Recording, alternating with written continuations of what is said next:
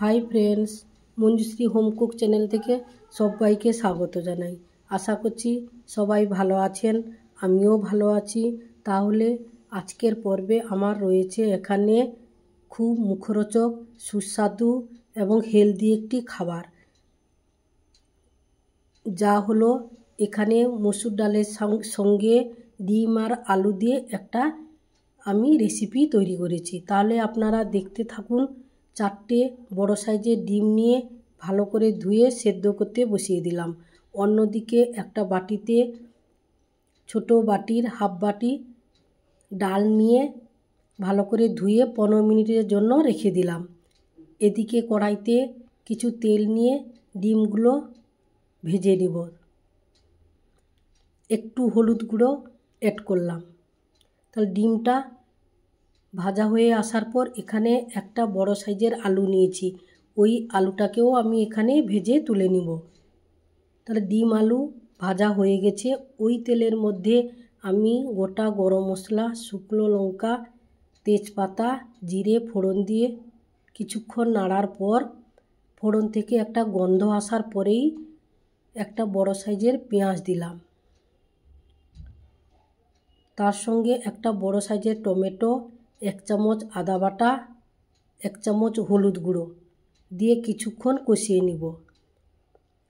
তারপর 1 চামচ জিরে গুঁড়ো, 1 চামচ ধনে গুঁড়ো দিয়ে আবারও আমি একসঙ্গে মশলাগুলোকে কষিয়ে নিব। তারই সাথে সাথে আমি এখানে অল্প একটু ধনে পাতাও অ্যাড করেছি। তারপর মসুর ডাল দিলাম। তার সঙ্গে সঙ্গে কালার আসার জন্য কাশ্মীরি লঙ্কার গুঁড়ো 1 চামচ, লবণ 1 চামচ দিয়ে আমি আবারও ভালো করে কষিয়ে নিব। এখানে আমার ভালো করে কষানো হয়ে যাওয়ার পর গরম জল অ্যাড করলাম। গরম জল দেওয়ার পর আমি 15 মিনিট ঢাকা চাপা দিয়েছিলাম। ঢাকনা খোলার পর এইভাবে আমার এখানে মসুর ডালটা সেদ্ধ হয়ে গেছে।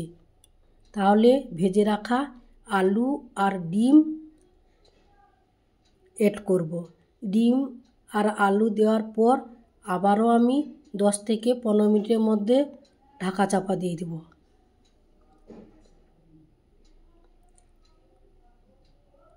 তারপর এইভাবে আমার রেসিপিটা মোটামুটি হয়ে এসেছে।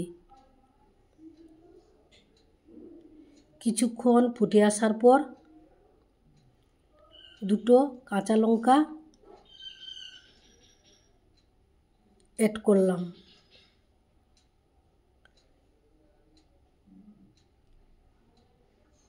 তারপর এখানে শাহি গরম মশলা 1 চামচ অ্যাড করলাম।